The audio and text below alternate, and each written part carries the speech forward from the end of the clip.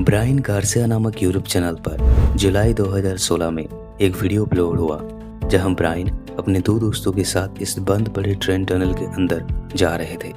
ये इस टनल को पार ही कर रहे थे कि तभी उनके साथ कुछ ऐसा हुआ।